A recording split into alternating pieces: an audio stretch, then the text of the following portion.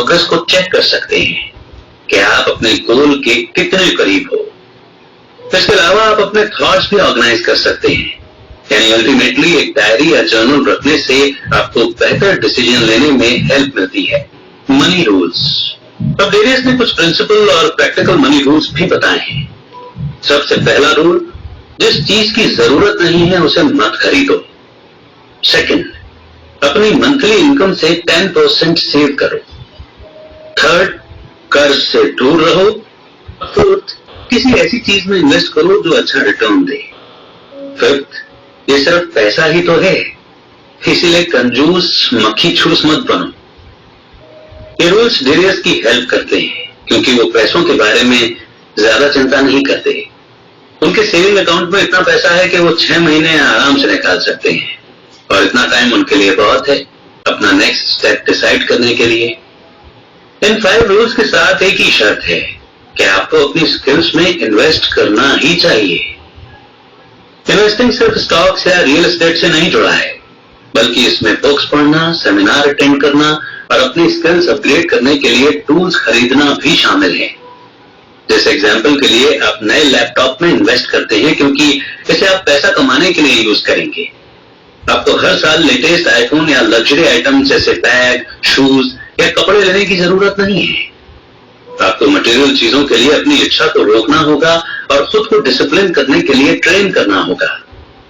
अगर इंसान सारे पैसे गवा दे तो दोबारा कमा सकता है, मगर एक बार गया हुआ समय कभी वापस नहीं आता। इसीलिए पैसे के बारे में सोच सोचकर अपना टाइम वेस्ट मत करो। नेक्स्ट चैप्टर है स्पेंड योर टाइम वेल। सोचना आपकी मदद भी कर सकता है और आपको तबाह भी कर सकता है। ये सब आपके थॉट्स की क्वालिटी पर डिपेंड करता है। इस समरी में आपने सीखा कि अपने माइंड को इफेक्टिव तरीके से कैसे यूज करना है। कई बार आपको आउट ऑफ द बॉक्स यानी कुछ हटकर सोचने की जरूरत भी पड़ती है और कई बार आपको कुछ भी सोचने की जरूरत नहीं होती। लेकिन ये सिर्फ आप ही डिसाइड करोगे कि सिचुएशन के हिसाब से क्या अप्लाई होगा। आमतौर पर सलाह यही दी जाती है कि सोचने पर बहुत ज्यादा टाइम वेस्ट मत करो क्योंकि ये अनप्रोडक्टिव है। अगर आप कोई एक्शन नहीं लेते तो आपका सोचना बेकार है। इफेक्टिव थॉट्स इफेक्टिव एक्शन में चेंज होते हैं। इसमें ये थॉट्स भी शामिल हैं कि अपनी लाइफ को कैसे इंप्रूव किया जाए, अपना बिजनेस ग्रो कैसे किया जाए, प्रॉब्लम्स कैसे सॉल्व की जाएं, कैसे न्यू आइडियाज क्रिएट किए जाएं और कैसे अपनी फैमिली के साथ क्वालिटी टाइम बिताया जाए। प्रैक्टिकल थिंकिंग के लिए हार्ड वर्क और डिसिप्लिन की जरूरत होती है और बाकी स्किल्स की तरह ही इसमें भी आपको डेली प्रैक्टिस करना होगा। मगर हर सिचुएशन एक मौका है अपनी प्रैक्टिकल थिंकिंग को ट्रेन करने का। अगर आप ऐसा नहीं करेंगे तो आप बेकार के थॉट्स जैसे शिकायत करना या खुद पर तरस खाना वगैरह पर अपना टाइम वेस्ट करेंगे। कई बार आप इतनी टेंशन लेने लगते हो कि लाइफ की छोटी छोटी खुशियां एंजॉय करना भूल जाते हो। क्या आपने आज सुबह का उगता हुआ सूरज देखा था? क्या आपने अपनी कॉफी स्मेल की? अगर जवाब नहीं है तो टाइम है अपने थॉट से बाहर निकलने का और अपने प्रेजेंट मोमेंट को एंजॉय करने का। नेक्स्ट चैप्टर है इनर काम। स्ट्रेट थिंकिंग का एक फायदा जो आपको मिलता है वो है मन की शांति। चाहे लाइफ में जो भी हो, आपको हर सिचुएशन में शांत रहना है। इनर काम यानी कि मन की शांति का मतलब है अपने थॉट्स को अपने कंट्रोल में रखना। हम फिर से आपको याद दिला दें कि यह पॉसिबल है और आप डेली प्रैक्टिस से इसे अचीव कर सकते हैं। कुछ लोग इसे माइंडफुलनेस भी कहते हैं और कुछ लोग मेडिटेशन। आप चाहे इसे जो भी कहें, पर इसे सीखने के लिए आपको $10,000 का कोर्स या सेमिनार अटेंड करने की जरूरत नहीं है। बस आराम से बैठकर अपने थॉट्स को ऑब्जर्व करो और उन्हें आने दो। यही है सिंपल मेडिटेशन। माइंडफुलनेस या इनर काम, आप चाहे इसे जो भी कहें, आप दिन भर में कई बार इनर काम की प्रैक्टिस कर सकते हैं। आप उठते, बैठते, एक्सरसाइज करते वक्त, लिखते हुए, कॉफी पीते हुए या कोई और काम करते हुए इसकी प्रैक्टिस कर सकते हैं। आपको ना तो कोई योगा मैट चाहिए और ना ही कोई टीचर जो आपको अपने थॉट्स पर कंट्रोल करने में हेल्प करे, और ना ही इसके लिए आपको वेकेशन पर जाने की जरूरत है। आप इसे दिन में किसी भी वक्त करें, बस आपके अंदर इतनी विल पावर होनी चाहिए। वही डिसाइड करो जो आपका मन करता है। जब आप अपने थॉट्स को कंट्रोल करेंगे तो आप अंदर से सुकून और शांति खुद ही अचीव कर लेंगे। नेक्स्ट चैप्टर है थिंक बियॉन्ड योरसेल्फ। अगर आप गूगल पर प्रैग्मेटिज्म को सर्च करेंगे तो आपको पता चलेगा कि फिलॉसफी का ये स्कूल चार्ल्स सैंडर्स पियर्स ने बनाया था। वो जॉन हॉपकिंस के फॉर्मर प्रोफेसर और लॉजिक और मैथमेटिक्स में एक्सपर्ट थे।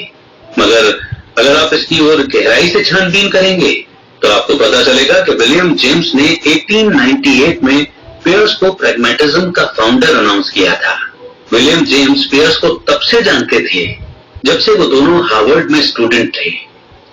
पियर्स पहले एक वेल रेस्पेक्टेड एकेडमिक हुआ करते थे, लेकिन फिर कुछ सालों बाद उनकी पोजीशन और रेपुटेशन सब खो गई, क्योंकि वो अपनी शादी से जुड़े एक स्कैंडल में फंस गए थे। 1875 में पियर्स की पहली पत्नी उन्हें छोड़कर चली गई थी, क्योंकि वो शादीशुदा होते हुए भी एक दूसरी औरत के प्यार में पड़ गए थे। उन्हें अपनी पहली पत्नी से तलाक लेने में 8 साल लगे और ये 8 साल पियर्स ने अपनी लवर के साथ गुजारे। उनके एक कलीग ने जॉन हॉपकिंस के ऑफिशियल्स को इस मामले की जानकारी दी थी। इसके बाद पियर्स को उनकी प्रोफेसर की पोजीशन से हटा दिया गया और बाकी यूनिवर्सिटीज ने भी उन्हें जॉब देने से मना कर दिया। इसके बाद उनकी लाइफ गरीबी में गुजरी, यहां तक कि उन्हें न्यूयॉर्क शहर की सड़क पर भी सोना पड़ा। उनके मुश्किल के दिनों में किसी ने उनकी मदद नहीं की, सिवाय उनके पुराने दोस्त विलियम जेम्स ने। जेम्स अपने डिप्रेशन से बाहर आ गए थे और उन्होंने एक बुक लिखी जिसे क्रिटिक्स ने काफी सराहा। इस बुक का टाइटल था प्रिंसिपल्स ऑफ साइकोलॉजी। उन्हें ये बुक पब्लिश करने में 12 साल लगे, लेकिन इस बुक ने उन्हें काफी फेमस बना दिया था और उन्हें हार्वर्ड में प्रोफेसर की पोजीशन भी दिलवाई। जहां एक तरफ पियर्स का करियर चौपट हो गया था, वहीं दूसरी तरफ जेम्स अपने करियर की बुलंदियों पर थे। 1898 में दिए अपने एक लेक्चर में जेम्स ने पियर्स को प्रैग्मेटिज्म का फाउंडर अनाउंस किया। जेम्स का मानना था कि साइंटिस्ट अपना टाइम थ्योरीज और एब्स्ट्रैक्ट आइडिया पर वेस्ट करते हैं, जिसका लोगों की लाइफ में कोई इंपैक्ट नहीं पड़ता। प्रैग्मेटिज्म कहता है कि आपके आइडिया की प्रैक्टिकल वैल्यू होनी चाहिए। जेम्स ने प्रैग्मेटिज्म का क्रेडिट पियर्स को दिया, जिसके चलते पियर्स को सोसाइटी में थोड़ा सम्मान मिला और मरने से पहले उनके कुछ पेपर्स भी पब्लिश हुए। विलियम जेम्स ने पियर्स के लिए जो किया वो कोई और नहीं कर सकता था, और यही चीज उन्हें महान बनाती है। बेशक वो प्रैग्मेटिज्म के पायनियर थे, लेकिन उन्हें नाम और शोहरत की भूख नहीं थी, बल्कि उन्होंने सारा क्रेडिट अपने दोस्त को देकर उनकी बहुत मदद की थी। विलियम जेम्स ने एक बार कहा था, जीवन का सबसे अच्छा इस्तेमाल यही है कि इसे किसी ऐसी चीज पर लगाओ जो इंसान के मरने के बाद भी सदा बना रहे। आपको शायद ये आइडिया इम्प्रैक्टिकल लग रहा होगा। आप शायद सोच रहे होंगे कि ऐसी चीज बनाने का क्या फायदा है जो आप जीते जी न देख पाओ। हालांकि बात यह नहीं है, आपको उस प्रिंसिपल को माइंड में रखकर जीना है। डेली कुछ न कुछ मीनिंगफुल करने का सोचो, कुछ ऐसा क्रिएट करो जो दूसरों के काम आए। यही एक तरीका है दूसरों की लाइफ पर असर डालने का और अपने पीछे एक विरासत छोड़ जाने का। और अब वो मोड जिसे हम कहते हैं कंक्लूजन, यानी अभी तक हमने जितने भी चैप्टर्स पढ़े और सुने उनकी की लर्निंग्स को हम यहाँ पर दोहराएंगे। आपने जाना कि प्रैग्मेटिज्म का कोर आइडिया है इंसान की वो एबिलिटी जो उसे अपने थॉट्स को कंट्रोल करने में हेल्प कर सके। आप खुद चूज कर सकते हैं कि कौन से थॉट्स पर फोकस करना है और उसी के बेसिस पर अपने एक्शन भी ले सकते हैं। आपने जाना कि स्ट्रेट थिंकिंग के लिए प्रैक्टिस की जरूरत पड़ती है। वेरियस बेकार के थॉट्स को पेपर की आड़ी तिरछी लकीरों से कंपेयर करते हैं, जिसमें कई लाइन गोल गोल घूमती रहती हैं जिसका कोई मतलब नहीं निकलता। ये टेंशन, कंफ्यूजन और डर जैसे इमोशन हैं जिन्होंने आपके मन को घेर रखा है, लेकिन आपको इस केओस से निकलकर क्लैरिटी की ओर जाना है। आगे आपने जाना कि काम के थॉट्स का पर्पस होता है। आड़ी तिरछी लकीरों से एक एरो निकलकर राइट साइड पर एक क्लियर सर्कल की तरफ जाता है, और तब आपको प्रॉब्लम का सॉल्यूशन नजर आता है। उसके बाद आपने जाना कि आपके थॉट्स की क्वालिटी आपकी लाइफ की क्वालिटी पर असर डालती है। आपके थॉट्स का कोई पर्पस जरूर होना चाहिए, अगर नहीं है तो मतलब वो बेकार के थॉट्स हैं। उन थॉट्स को फिल्टर करो जो आपकी लाइफ को इंप्रूव कर सकते हैं, और वही करो जो आपके लिए सही है। इस तरह आप प्रैग्मेटिक बन सकते हैं। आगे आपने जाना कि काम के थॉट्स आपको प्रॉब्लम सॉल्व करने और अपनी नॉलेज बढ़ाने में हेल्प करते हैं। ये उन चीजों को भी दिखाते हैं जो आप कंट्रोल कर सकते हैं, जैसे कि आपके एक्शन, शब्द और इरादे। अपने थॉट्स को लिखने से या ड्रॉ कर लेने से आपको क्लियर तरीके से सोचने में मदद मिलती है। आप अपने आइडियाज, गलतियां या गोल्स के बारे में भी लिख सकते हैं। थॉट्स को ड्रॉ करना या लिखना आपको सोचने और बेहतर डिसीजन लेने में भी मदद करता है। आपने ये भी जाना कि इफेक्टिव थॉट्स इफेक्टिव रिजल्ट्स देते हैं। इन थॉट्स में शामिल है अपने बिजनेस को ग्रो करना, नए आइडियाज क्रिएट करना, प्रॉब्लम सॉल्व करना और अपनी फैमिली के साथ टाइम बिताना। स्ट्रेट थिंकिंग के लिए लगातार प्रैक्टिस करने की जरूरत पड़ती है, लेकिन आप अपने माइंड को डेली ट्रेन कर सकते हैं। विलियम जेम्स प्रैग्मेटिज्म के फाउंडर का कहना था कि जो आइडियाज आपके माइंड में आते हैं उनकी प्रैक्टिकल वैल्यू होनी चाहिए। इसीलिए सोच समझकर अपने थॉट्स चूज करो।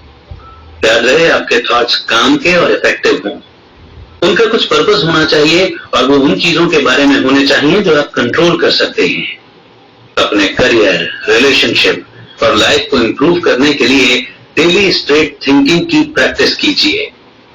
अपने थॉट्स के मास्टर बनिए, शांत रहिए और अपनी लाइफ में खुशी, सक्सेस अचीव करने के लिए प्रैग्मेटिज्म को अपनाइए। इसी मोड़ पर यह समरी